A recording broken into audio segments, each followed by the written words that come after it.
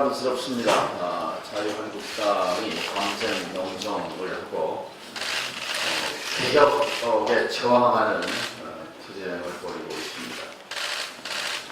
사실 재작년 300명 국회의원 가운데 234명이 박근혜 전 대통령 탄핵에 찬성했습니다. 아마 지금 자유한국당, 당시는 새누리당 소속 의원들도 115명 가운데 50명 이상은 박근혜 탄핵이 맞다고 찬성했습니다. 이것은 국민적 분노와 국민적 압력에 굴복하는 것입니다. 지금 새누리당은, 자유한국당은 정치 질서가 이대로 좋다 하고 버티기에 들어가는 국면입니다. 국민들께서는 지금 뭐에 관심이 있을까요? 삶의 문제입니다. 먹고 사는 문제입니다. 삶의 질 문제 아니겠습니까? 그런 점에서 민주평화당의 민생 노선은 옳습니다. 민주평화당이 걸어온 개혁 노선, 선거제도 개혁을 위한 깃발을 들고 행진해온 지난 1년의 노선은 옳았습니다. 오늘 라돈 공포 관련해서 전문가들 또 직접 당사자로서의 주민지역 유권자의 목소리를 듣고 방법을 모색해보는 시간을 가졌습니다. 사실 이 라돈 문제는 1년 전에 우리 사회를 라돈 공포로 엄습해왔고, 그때 분명히 이 정부는 라돈으로부터 안전한 나라를 만들겠다고 포옹을 했습니다만, 지금 1년이 지났는데 지리멸렬입니다. 지리멸렬이. 방사선 안전을 담당하고 있는 원자력 안전위원회, 원안위, 또 공동주택, 아파트 건설을 책임맡고 있는 국토교통부, 국토부, 또 환경안전을 책임지고 있는 환경부, 또 주민들의 삶의 현장에 가장 가까이 있는 지방자치단체, 아무것도 안 하고 있습니다. 손 놓고 있습니다. 국회는 법이 지금 제출된 지 또 뭐 반년이 넘어가는데 국회도 손 놓고 있습니다. 이 가운데 인천에서, 부산에서, 제주에서, 화성에서 전국적으로 아우성입니다. 자, 왜 이 라돈 문제가 심각한지, 또 해법을 얻는 것인지, 마침 지난 주말에 공영방송인 KBS가 추적 60분을 통해서 이것의 공론화를 시도했습니다. 앞부분 잠깐 한 3, 4분 방송 내용을 잠깐 들으시고 토론을 시작하겠습니다. 잠깐 텔레비 화면 좀 들으시겠어요? 짧으니까.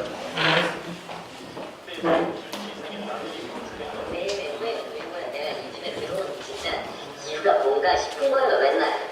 저희는 괜찮아요. 근데 아이들 걱정이 정말로 아이들. 그래서 신축 아파트 입주민들을 이토록 불안하게 만든 라돈은 어떤 물질일까? 라돈은 자연물질인 우라늄에서 생겨난 방사선 물질입니다. 문제는 호흡을 통해 들어온 후 폐 안에서 방사선을 방출하며 질환을 일으킬 수 있다는 것. 2012년 세계보건기구 WHO에서는 라돈을 1급 발암물질로 지정했습니다. 담배, 성명 등과 함께 폐암을 일으키는 주요 원인으로 지목한 겁니다. 지난 3월 21일 건설사 앞에서 시위를 벌인 A 신축 아파트 입주민들. 이들의 요구는 라돈이 나오는 건축 자재를 전면 교체해달라는 것. 제일 안전하고 안락해야 할 집이 병들어 우리를 죽이고 있습니다. 우리 아이들의 건강 책임지고 급작 불리한 라돈 삭제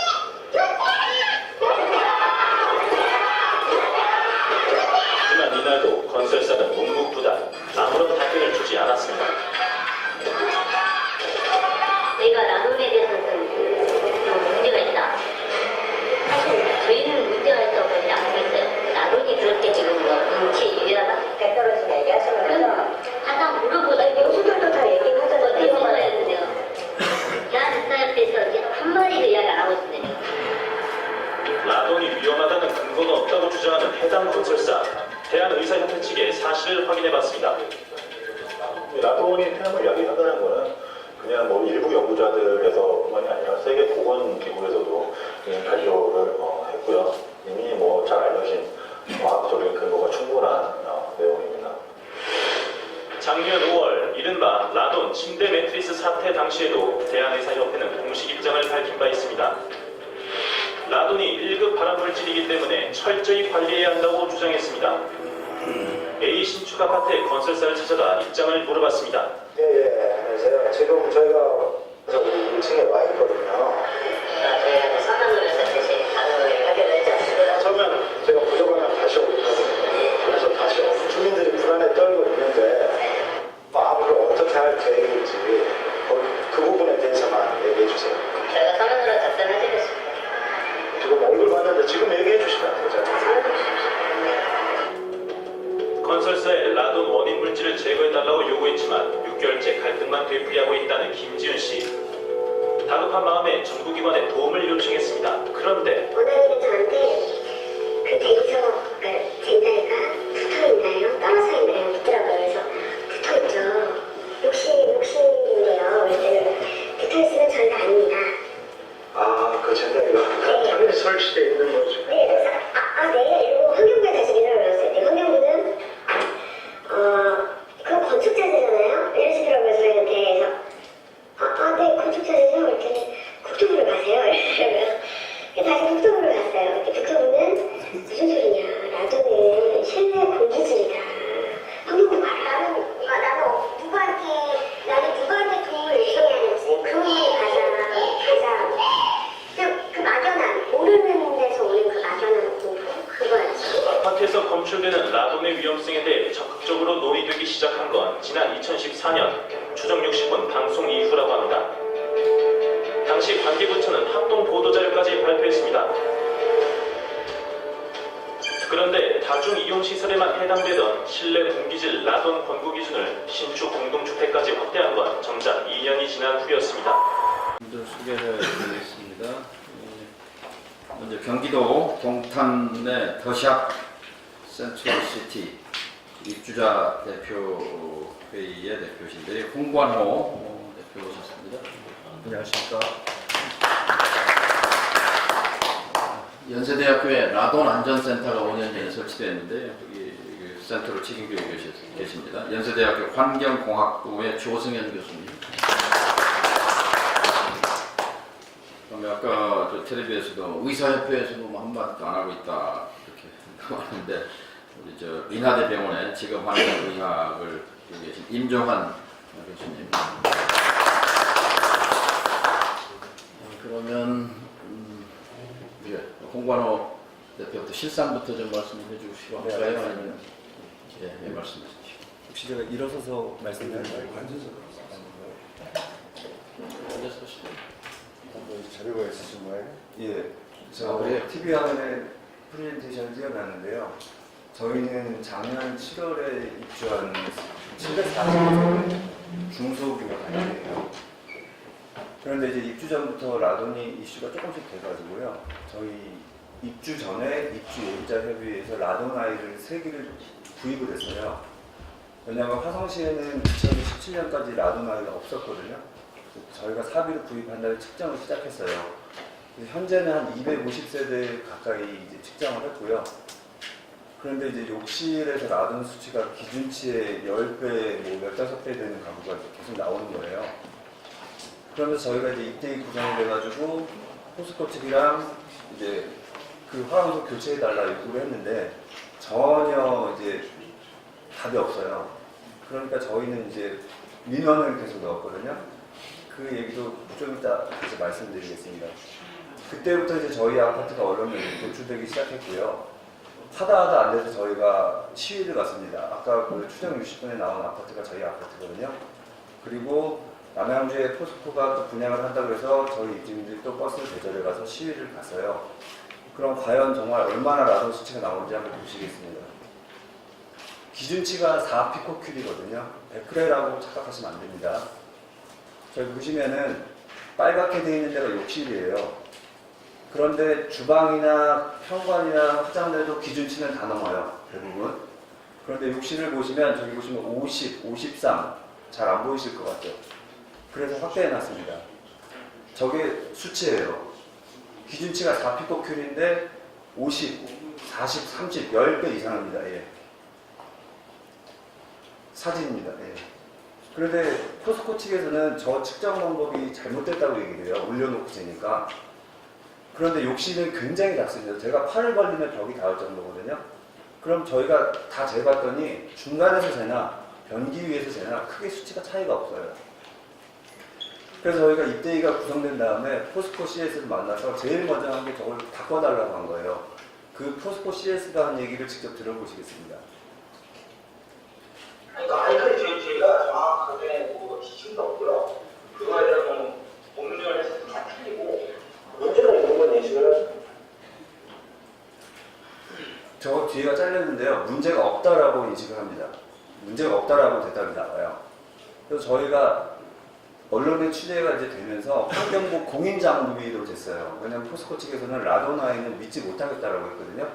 그래서 김포대 박경국 교수님이 오셔가지고 저 FRD 400이라고 환경부 공인장비로 그 환경부에서 권고하는 방법대로 똑같이 측정을 했어요. 욕실이 아니고 거실에서요.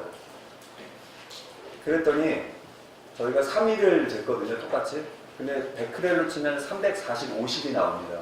기준치가 148베크렐인데 2배 이상이 나와요. 거실에서요. 욕실이 아니고요. 그 잴 때는 욕실문을 다 열고 쟀어요. 그러니까 거실에서도 이미 기준치가 초과되는 겁니다. 사진입니다. 예. 그래서 저희가 이제 건설사하고는 얘기가 안 되니까요. 민원을 계속 넣기 시작했거든요. 화성시에 민원을 처음에 넣었어요. 그랬더니 일주일 만에 답변이 오긴 왔습니다. 그 답변을 조금 이따 같이 보시고요. 경기도에도 민원을 넣었어요. 경기도에 민원을 넣었더니 이게 며칠 있다가 화성시로 이송이 돼요. 화성시에서 다시 경기도로 이송을 해요. 그리고 경기도에서 최종으로 화성시로 또 이송을 합니다. 그 받는데 2주가 넘게 걸렸습니다. 답변은 똑같아요. 보시면은 결론은 바닥을 쓸듯이 환기하라고 합니다.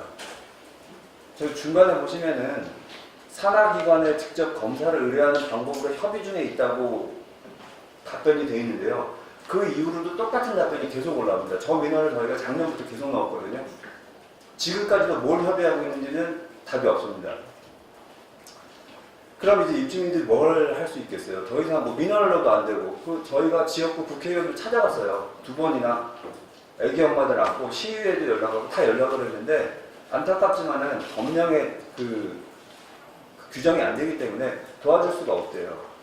그래서 저희 입주민이 할 수 있는 방법은 시위밖에 없어요. 그래서 3월 달에 송도 포스코 본사 앞에 갔어요. 애기 엄마들하고 직장인들 출간해가지고 버스 2대 대절해가지고 가서 그 방금 방송에서 보신 게 저희 아파트예요. 그랬더니 시끄러우니까 포스코 담당자들이 나왔어요. 나와서는 저희를 그 건물로 데리고 들어간 게 아니고요. 커피숍으로 데리고 들어갔어요. 그래서 거기서 1시간 동안 얘기를 하는데 정말 충격적인 얘기들이 많아요. 저희는 위험 주민한테 위험하지 않다고 판단하고 있으니까 그게 생각의 차이가 있는 관리가 가능하고 어느 말 네, 유해하지만 위험하지 않대요. 라돈 우리가 대응할 수가 없다는 게 제일 핵심이에요.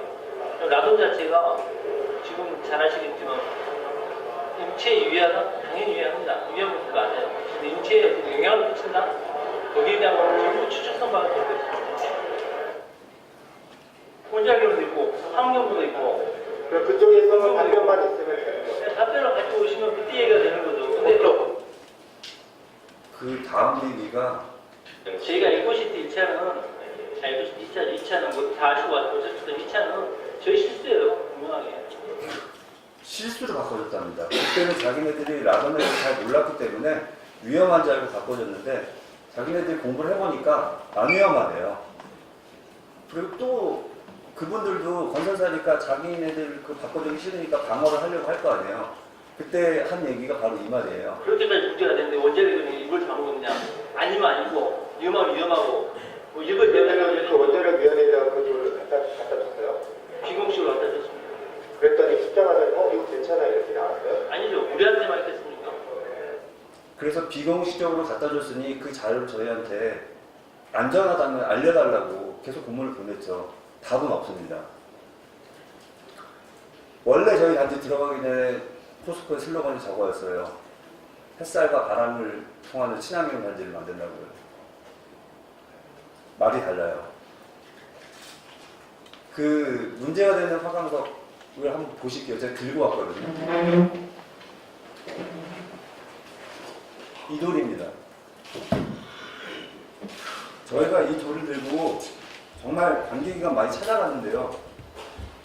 아무도 이걸 조사를 안 해줘요. 저희가 입주민들이 이걸 잘라가지고 지금 이거 갖고 다니는 거 토론회를 제가 3번을 갔는데 그때마다 환경부하고 원안위하고 국토부하고 다 나왔어요.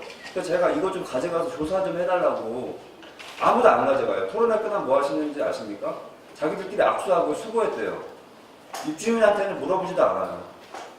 저희가 너무 답답해가지고 보시면 그리고 라돈이 나오는 예, 맞습니다. 방사능 측정기도 샀어요. 사비로 그냥 입주민이.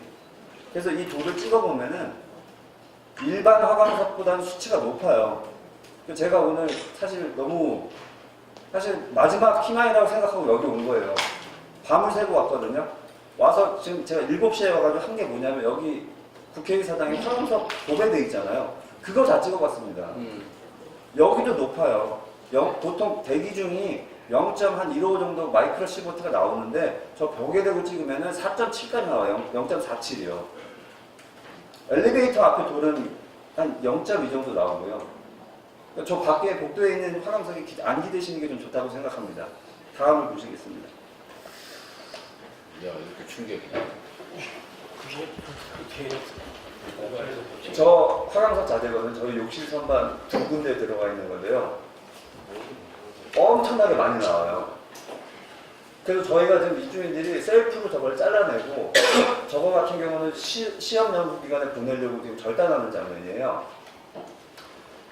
네, 지금 저희 아파트 입구에 가면은 저렇게 입주민들이 떼어낸 화강석이 이렇게 있습니다. 저것도 한 절반 정도밖에 안 되는 거고요. 그 화강석 자재도 저희가 확인을 했는데 이게 저희가 이제 2종류가 들어왔는데 C 칼레도니아라는 화강석이 아주 많이 나오고요. 그 다음에 그 옆에 있는 비자그레이라는 게 조금 절반 정도가 나와요. 그런데 저 자재표에 보면은 다른 것들은 출처가 나와요. 뭐 제일노직, 인조대리석 뭐 이런 식으로 해서 원산지나 제조사를 알 수가 있는데 유독 저 화강석은 그냥 C라고 붙여놓고 어디서 왔는지가 알 수가 없어요. 저희가 추정하기로는 차이나에 C를 붙인 것 같거든요. 저 2종류인데요. 왼쪽이 훨씬 높게 나오는 겁니다. 그래서 지금 저희 입주민들 카페에 가면요. 저거 셀프로 철거하는 법이 올라와 있어요. 저도 저거를 제 손으로 떼려고 칼 꽂아가지고 떼다가 안 됐는데 어떤 입주민이 떼서 성공을 해가지고는 그 방법들이 올라와 있습니다, 지금. 그러면 정말 이 돌이 실내 공기질에 정말 영향을 미치냐. 그래서 저희가 몇몇 세대는 제거를 했어요. 저희가 바보가 아니지 않습니까? 제거하고 잰 수치를 보실게요. 거실에서 아무데나 재도요 1.17피코킬이에요. 기준체 4분의 1 수준입니다. 욕실을 보시면은 욕실 떼내고 그냥 똑같이 저기다 잰 거예요. 욕실은 좁기 때문에 콘크리트에서도 라동이 나오기 때문에 약간 2.80인데 기준체 절반 조금 넘어요. 그러니까 그 돌 2개 떼내니까 거실하고 욕실이 평화로워져요.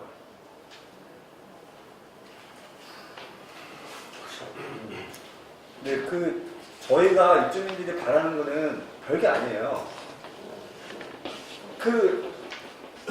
또 얼마 전에 보도자료에서 환경부가요, 아파트는 라돈 농도가 자꾸 떨어지기 때문에 조사할 필요가 없다고 얼마 전에 발표를 했어요. 그걸 보고, 이게 뭔가 2015년부터 조사를 안 했어요.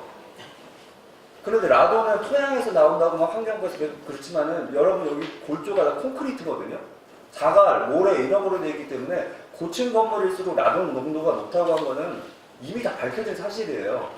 근데 그걸 2015년부터 조사를 빼버린 거예요. 그리고 저것도 환경부에서 발표한 자료인데요. 그 건축자재 중에서 라돈 농도 배출이 높은 게 벽돌, 뭐 시멘트, 콘크리트 이렇게 돼 있고 화강석은 되게 낮게 돼 있거든요. 근데 저게 오류가 있어요.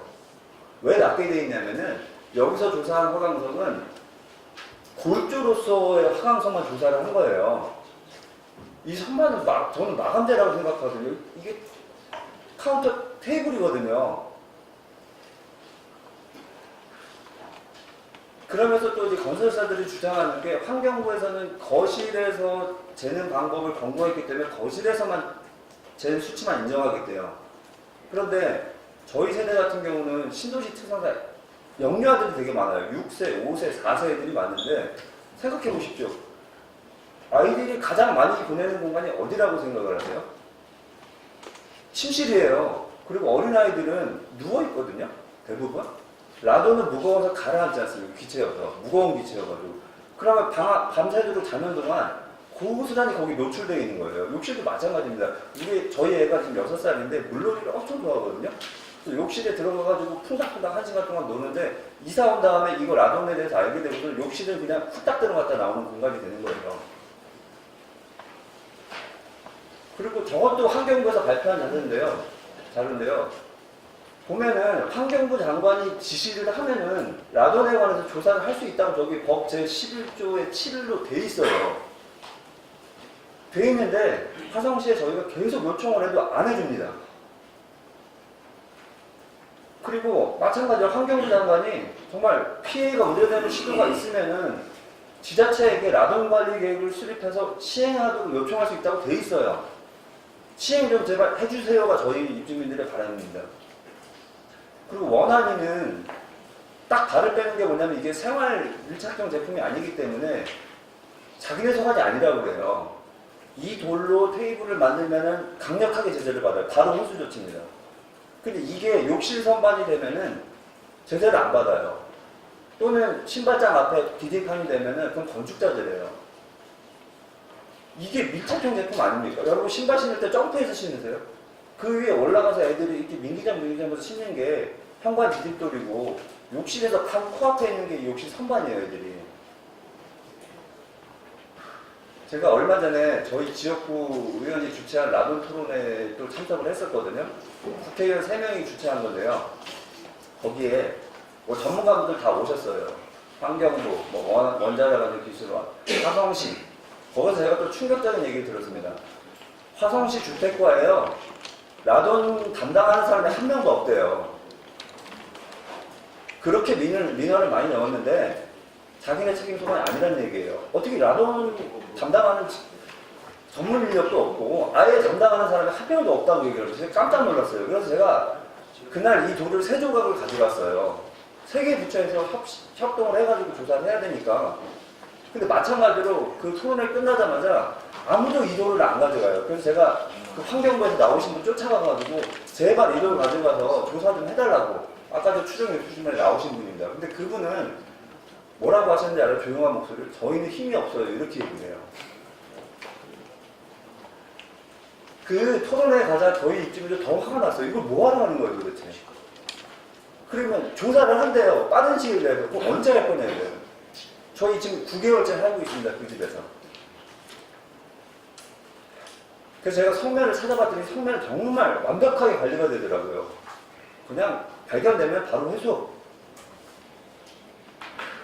저희 입주민들이 바라는 거 별거 아닙니다. 그냥 애들이 건강하게 자라면 되고요. 국민들은 그냥 생업에 열중하면 돼요. 그거 해달라는 게 그렇게 어렵습니까? 이 말, 이게 포스코 건설 그 기업 슬로건이에요. 마음을 읽습니다. 그러니까 저희 국민들 마음 좀 읽어주세요. 이상입니다.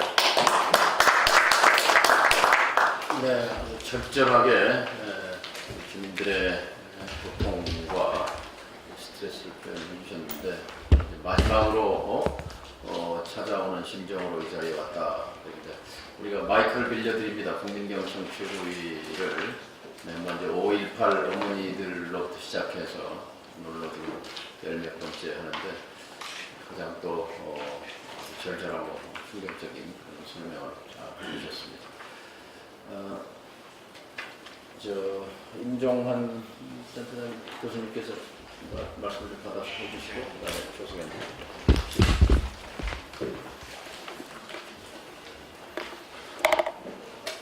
방역 추천으로 왔기 때문에 라돈으로 해서 국민의 공간에 어떻게 영향을 받느냐. 제가 좀 착각했습니다. 우리 이제 의사 선생님은 요 다음번에 하시고 최승현 교수님 라돈 센터 라돈 얘기하시고 그다음에 이게 흐름이 잘 됐습니다.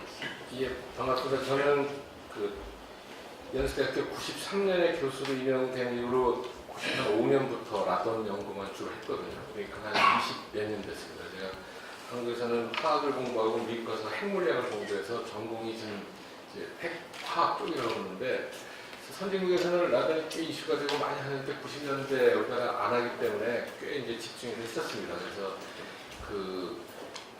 이미 2000년대 초반부터 국가적으로 라돈 이슈가 됐을 때 국가 라돈 종합관리 대책도 세우고 쭉 해서 왔는데 이 최근 사태 핵심은 이 꼭 라돈뿐만 아니라 모든 게 마찬가지입니다. 이 국민들이 자가 측정 능력이 생기셨어요. 그 라돈아이 때문에. 그 라돈아이는 제가 이제 원천 기술을 갖고 개발을 해서 지금 상용화돼서 이제 선진국에서 많이 사용하고 있는데 국민들은 이 라돈이 있는지 없는지 확인을 할 수가 없었습니다. 라돈뿐만 아니라 실내 공기 오염물질이 마찬가지죠. 미세먼지도 그랬다가 자가 측정 능력이 생기다 보니까 정부의 그 가이드나 이 관리를 넘어선 거예요, 국민들이. 그래서 모든 걸 국민들이 발견해냈습니다. 이 침대도 그랬고 지금 시멘트도 그렇고 대리석도 그렇고. 지금 공무원분들이 이걸 못 쫓아가세요. 지금 그 라돈 관련 법이 관련돼가 환경부, 교육부에도 있습니다. 교육부는 학교 1층 이하 다 하게 돼 있는데 형식적으로 하세요. 모든 공간을 해야 되는데 뭐 한두 공간 그것도 외부 업자한테 맡기는데 그 업자들하고 약간 또 적당히 넘어가는 것도 있고 고용노동부도 지향환경이 있습니다. 그래서 국방부도 우리 병영 라돈 관리하게 돼 있고요. 국토부도 그렇고. 근데 원안위는 이제 물질 유통에 이제 관심을 갖고 계시는데 제가 원안이랑 자주 다퉈요. 왜냐하면은 원안위는 인공방사능 관리 성격이 큽니다. 우리나라 원자력 발전이나 뭐 대륙 핵 뭐 이런 거. 근데 원안위가 광고 카피한 거 가만히 보세요. 원자력 문화재단. 우리나라는 원전 주변의 방사능을 마이크로 시버트 단위로 관리한다고 써 있어요. 열심히 잘. 근데 똑같은 방사능이 우리 집에서 수십 미리 시버트, 수만 배가 나옵니다. 왜 이거는 적당히들 자꾸 떠넘기는지 이제 한탄스러운 거고요. 그 다음에 지금 오늘 되게 짧은 시간이에요. 제가 몇 시간을 말씀드려도 참 부족할 것 같은데 그 다음에 제가 국회의원분들하고 많이 얘기를 했었습니다. 또 제 대학 동기가 심영현 의원이라서 또 작년에도 같이 하고 그랬는데 근데 의원분들한테 꼭 부탁드리고 싶은 게 항상 국감 하실 때 라돈을 누군가가 얘기하세요. 그 다음에 이슈화 시킨 다음에 뒤로 또 빠지세요. 제가 수없이 국회에서 토론을 했는데 발표도 하고 세미나 했는데 꼭 같이 들어오세요. 그러시다가 중간에 또 나가십니다. 이 국민들이 느끼는 공포 중에 가장 큰 것 중에 하나가 방사능 공포예요. 이게 집에서 자가 측정해서 어느 수준 이상 나왔다 그러면 그 공포심은 말도 못합니다. 내 애를 여기서 재워도 되는지 내가 애를 시집보내도 되는지 별걸 다 물어보세요. 꼭 되길 원하고요. 우리나라에서 환경부 전문가가 얘기하기로 역학 전문가가 연간 라돈으로 인한 사망자가 못 봐도 2,000명이라고 해요. 우리나라 음주운전 사망자가 좀 줄어가지고 요새 500명 정도예요. 음주운전 사망자의 4배입니다. 대진 침대 것도 주민들이 발견하셨지만은 대진 침대 쓰시던 분들 애들이 폐암으로 죽어가고 있는 애들이 발견되고 있어요. 수십 명이. 그러니까 이거 팩트입니다. 저희 얘기가 아니고 뭐 국제기구에서 선진국에서 방사능 역학조사 통해서 다 얘기를 했던 거고. 아까 저기 이수자 대표님께서도 얘기하셨지만 또 잘못된 정보가 너무 많아요. 라돈이 밑에 깔린다. 전혀 아닙니다. 우리가 무거운 먼지도 떠다녀요. 라돈은 골고루 다 있습니다. 그다음에 국민들은 지금 외부 피폭하고 내부 피폭은 많이 헷갈려 하세요. 그러니까 90%는 맞는 얘기를 하시는데 일부는 또 과도한 공포를 갖고 계신 것도 있습니다.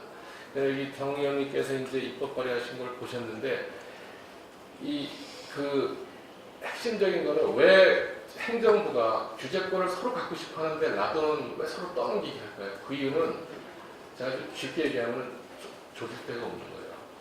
성면 사업자만 이런 데가 있습니다. 근데 라돈은 자연에서 나오기 때문에 관리가 힘듭니다. 라돈은. 그래서 어디를 규제하기가 힘들어요. 그 다음에 만약에 우리가 석재를 관리하잖아요. 석재를 저는 이제 그걸 개인적으로 이 정부에서는 가이드를 해주고 민간에서 관리해야 된다고 생각을 하는데 우리가 충북 괴산이 라돈이 높은 지역이에요. 거기에 그 지역에 골재를 가져와서 건축물에 쓰는데 그 지역도 낮은 석재들이 있거든요. 그래서 이걸 통과를 어떤 특정 석재를 통과시켜주면 다른 석재는 괜찮다고 얘기하기가 힘듭니다. 그래서 이 제도를 꽤 많이 튜닝할 필요가 있고, 그래서 얘기가 길어지는데 아무튼 이 국민들 눈높이에 맞는 수준의 정책이나 입법이 반드시 필요하고, 이렇게 짧은 시간 안에는 뭐부터 이거 안 이루어질 것 같습니다. 예.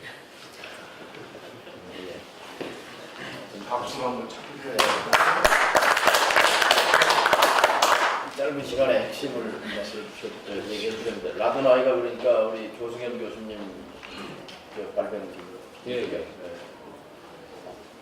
김영환 네, 박사님. 이어서 국민건강에 미치는 영향에 대해서 말씀을 드리겠습니다. 저는 환경 독성 보건학회 회장이었고요.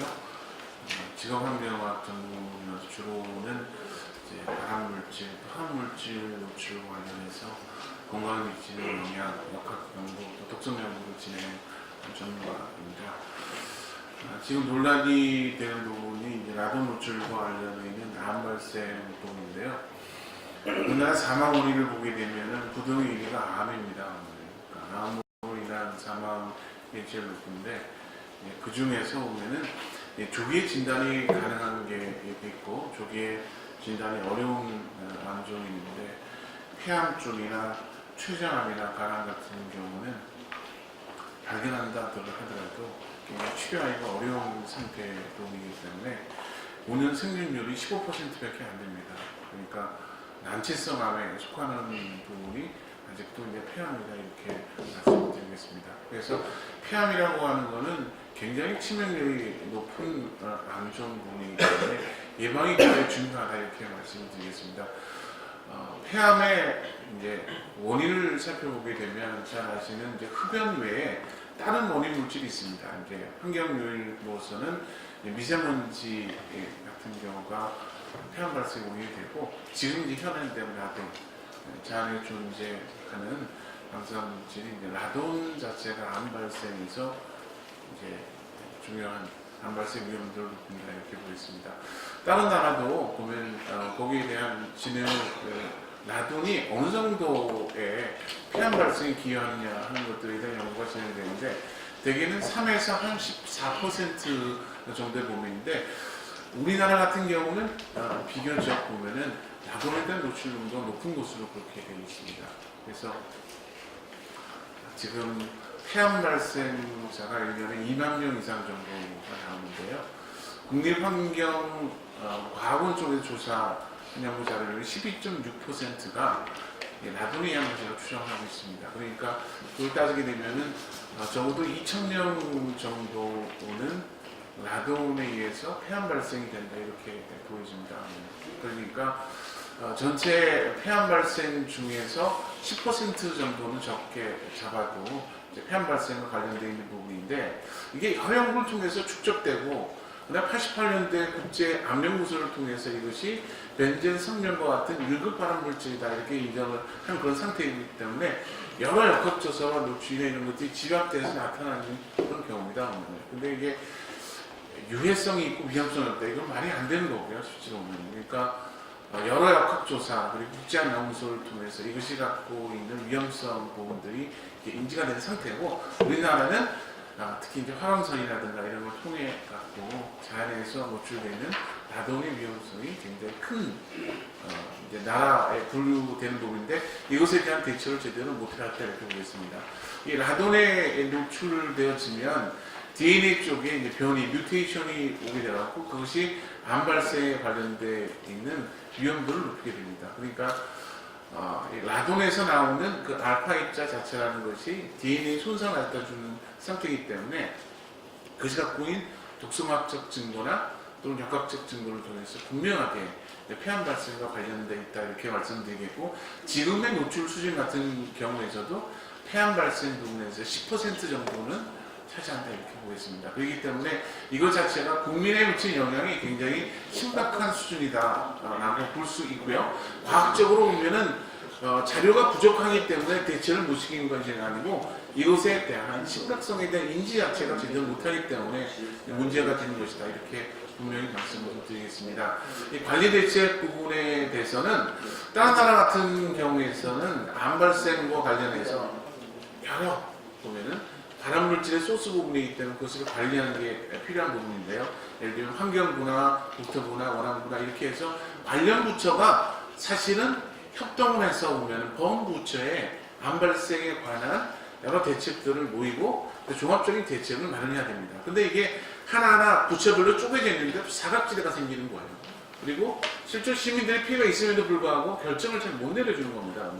네. 그런 부분에 있어서 특히 국민의 건강을 챙길 수 있는 관리 대책을 하는 부분에 있어서 각 부처 간에, 다부처 간에 협조라든가 종합적인 대책을 세우는 거가 절실함에도 불구하고 그렇지 못하고 있다. 실효성 있는 대책을 주지 못하고 계속 끌어온 부분들이 시민들의 피해를 늘리고 있다 이렇게 보기 때문에 저는 이번 기회에 보면은 특히 발암물질 노출과 관련해서 정부가 보면은 이 발암물질 노출 관련 암 예방 관련된 본부처 조직을 만들고 여러 부처가 참여하면서 그것에 대한 종합적인 대책을 세워주기를 축원합니다. 예, 김정환 교수님 감사합니다. 그럼 이제 세 분 말씀을 들었으니까 정책위장 말씀하시겠어요? 그 홍관호 기준치를 4라고 말씀을 하셨잖아요. 4피코큐. 그러니까 그런 정도 다니는 경우라고 보는데 그럴 경우 실제로 인체에 유해하고 그게 바람에 그 돌연변이를 일으킬 수 있는 어떤 그러한 것들이 WHO라든가 그 밖의 이 학술단체나 이런 데서 정하고 있는 그런 게 있습니다. 라돈은 국가가 정한 1급 발암물질입니다. 저희가 정한 게 아니고요. 국가가 정한 1급 발암물질입니다. 아니 제 말씀은 제가 통계적으로요 4피코필 148렉트이면은 이제 흡연자인 경우 6% 내외가 폐암에 걸릴 확률이 있다고 그러고요. 비흡연자인 경우는 그거의 10분의 0.6%. 그러니까 퍼센트라니까 꽤 크죠. 기준치가 이렇게 느슨한 듯한 거는 우리 실내, 일반적인 실내가 한 1.3 정도 돼요. 그래서 기준치를 너무 높이 하면 비용이 많이 드니까 그래서 최소한 4는 지켜라, 148은 지키라는 거고 지금 모든 집들에서 지금 이슈가 되는 게 한 4, 500, 라돈 침대는 3,000이 나왔던 겁니다. 그래서 이제 국가 조치해라고 보고 있는 겁니다. 제가 조금 추가를 드리면 라돈 부분이 암을 일으키는 모델 부분들은 이제 확률 모델이라고 얘기를 합니다. 무슨 얘기냐면 적으면 적은대로 우리는 암 발생이 되는 거예요. 경제적인 관리나 이런 부분에서 이 정도는 관리하자 기준을 정한 것 뿐이지 사실 그 수치 미만에서도 라돈은 노출되어지면 암 발생 노출이 높습니다. 그러니까 안전한 노출 수치가 없어요. 지금은 라돈이라고 하는 겁니다. 그러니까 스레시홀드라고 해갖고 일정 정도 수준에 이해하면은 안전하다는 거 없기 때문에 낮추면 낮출수록 안전하게. 제가 염려하는 거는 이제 그런 거잖아요. 되게 이제 화강석 같은 경우를 쓰고 하는 거가 건축자재 중에 고급 건축자재를 쓰는 것으로 통상 얘기를 하잖아요. 근데 대부분의 건축자재들을 그렇게 쓰고 있는 마당에서는 지금 일부분의 그런 거가 문제가 아니고 전 국가적으로 전 국민적으로 문제다 하는 생각이 들어지지 않습니까? 그러니까 이 돌이 들어간 단지가 굉장히 많습니다. 그래서 대부분이 쉬쉬하고 있는데요. 저희는 입주민 공청회를 벌써 6번을 해가지고요. 이 실상을 저희는 그냥 다 알리기로 결정을 했어요. 저희 입주민들이 처음에 반대하시는 분들도 계셨어요. 제가 잠깐 말씀드리면요. 제가 추정 이슈를 4번을 했습니다. 옛날 2013년, 14년 3번 했고, 요번에 같이 또 했고, 요번에 여기 포스코 더 샵 2차지만 제가 또 GS건설을 또 수직 것도 하고 다 해봤는데, 제가 이제 요새 삼성건설하고 건설에서 자문을 하면서 쭉 보니까는 지금 말씀하시는 저 가짜 대리석이죠. 화강석 겉에 코팅하는 거, 이제 모양으로. 저게 80%는 괜찮아요. 근데 일부가 문제예요. 지금 입주하신 아파트 같이. 저희가 대책이 없으면은 정부에다 뭐라고 안 그러죠. 가자고. 80%는 괜찮습니다. 써도 좋은데. 근데 일부 브라질산, 중국산이 선진국에 못 가는 게 우리나라에 돌아오고 이렇게 유통. 근데 이게 건설에서 잘못이 아니에요. 우리나라에 관리 기준이 없었어요. 근데 거기 그 근처 또 같은 단지에 다른 아파트는 시행사가 교체를 해줬습니다. 포스코가 교체해 준 게 아니고. 근데 이번에 나온 게 교체를 했는데도 저도 깜짝 놀랐어요. 나도 너무 많이 나와. 보니까 콘크리트에서 나온 거예요. 골재. 골재는 아시다시피 관리가 너무나 힘듭니다. 우리나라 거를 어떻게 땅을 뭐 하지 말라고 어떻게 해요.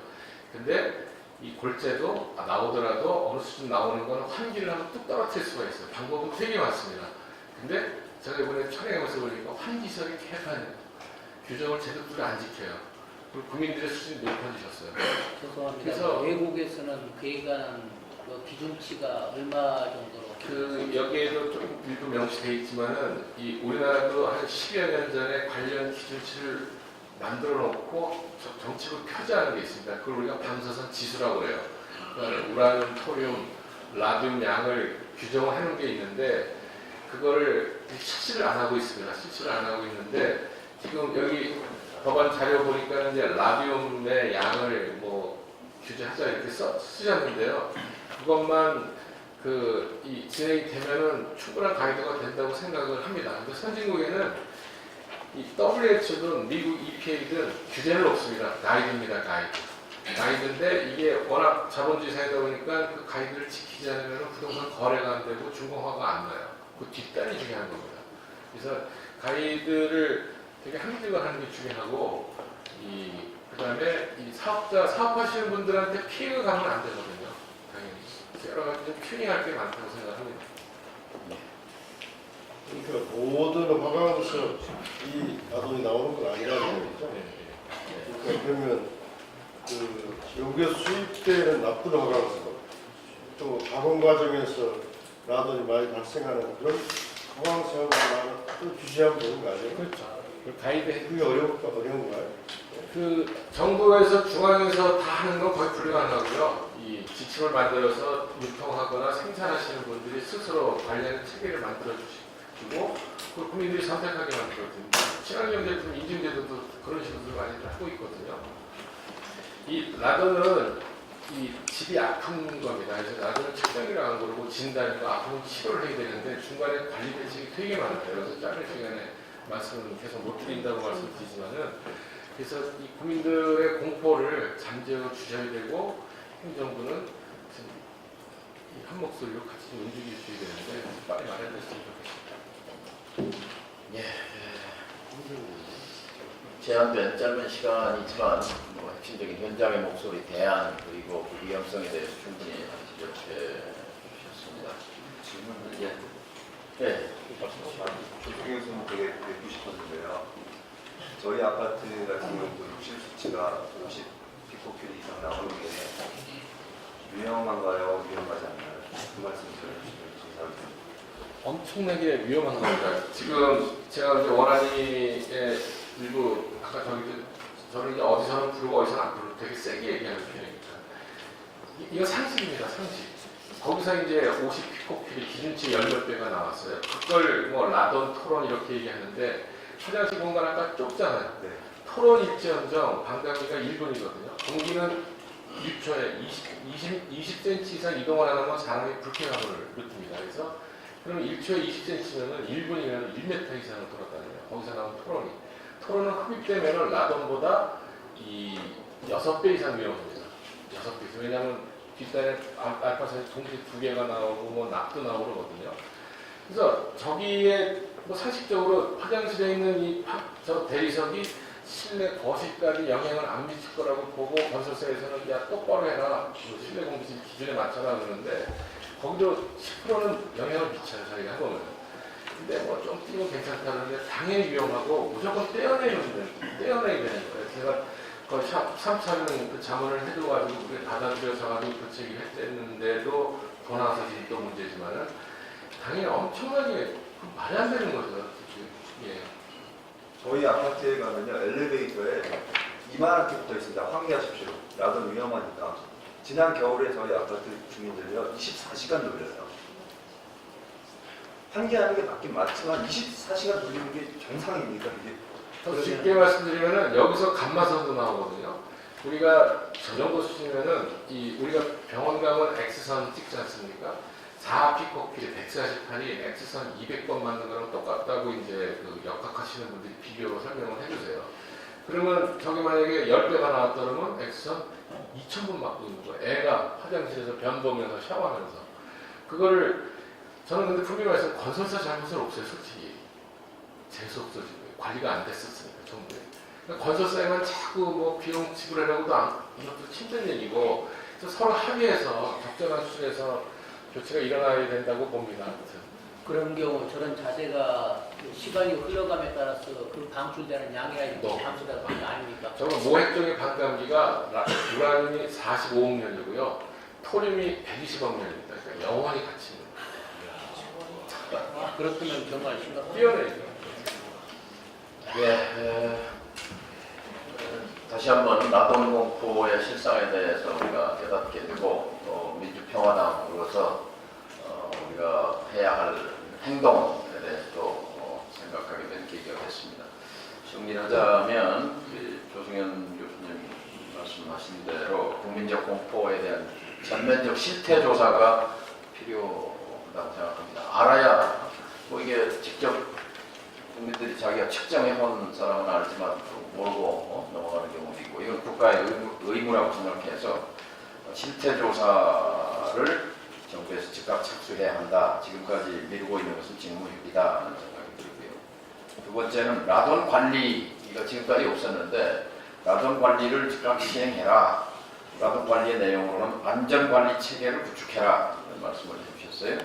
그러니까 수입, 브라질과 중국에서 수입해오는 이 화강석 어떻게 수입이 되는지, 또 이게 어떻게 판매가 되는지, 또 폐기까지 그 전체 과정을 관리하는 체계 구축이 시급하다. 이 두 가지로 요약할 수 있겠고요. 근데 이제 문제는 이게 원안위, 국토부, 환경부, 교육부, 지자체 바로 이런 것을 통합 조정하기 위해서 총리실이 있는 거에서 국무총리실에다가 요청을 해서 이 원안위 등 관계부처를 소집해서 지금 라돈 공포가 1년이 넘어가는데 아직도 아무런 대책 없이 건설사에서는 기준이 안 나오고 있지 않냐 이렇게 핑계를 대고, 그래서 즉각적으로 총리실이 이 통합 조정을 하고 안전관리 체계 구축에 나서라는 것을 당 차원에서 촉구하겠습니다. 그리고 이제 핵심은 지금 뭐 오늘 밤에도 공포와 저도 지금 이 돌 옆에 있으니까 껄쩍지근한데 내려오세요. 옆에 있으니까 신경이 쓰이는데 괜찮아요? 네. 저요? 그냥 긴장하고 있습니다. 한국당 의원이 바닥에 서면 안 되겠네. 한국당 의원 이야기 해줘야겠네요. 그래서 우리가 민주평화당이 또 현장 중심 정당, 민생 해결 정당인데, 포스코 건설은 또 원래 공기업이었습니다. 공기업. 이거 이제 지금은 뭐 민영화 됐지만, 아까 제가 제 지역구인 전주의 에코시티에도 똑같은 케이스가 발견돼서 작년에 국정감사 때 제가 회사 측에 난리를 쳐서 즉각 교체를 해줬습니다. 근데 이제 그 문제는 해결이 됐는데, 아까 보니까 저도 깜짝 놀랐어요. 포스코에서 그때는 자기들이 모르고 실수해서 교체해준 거다. 그러니까 책임이 없는데 실수다 이렇게 말하는데, 이거를 우리 정책위장님이 지금 국토위고 저도 국토위고 환경위원회는 필요 없습니다만, 원안위는 어디 환경위원회 소속인가요? 산자위면은 조배수. 원안위는 저 곽이정입니다. 곽이정. 예, 그래서 우리 의원님들이 함께 포스코 건설을 방문해서 국정조사 차원에서 이것을 원래 공기업으로 시작한 기업이 이런 식으로 무책임하게 있는 것은 안 된다고 생각합니다. 홍관호 대표, 우리 조승현 교수님 혹시 시간이 되시면 한번 전문가 입장에서 또 기업의 윤리 차원에서 이 라돈 문제를 좀 해오셨으니까 함께 동행을 해주시면, 뭐 송도에 있으니까요. 포스코 건설 한번 민주평화당 당 차원에서 방문해서 문제 해결을 촉구하는 추진하겠습니다. 감사합니다. 자, 이렇게 정리하겠습니다.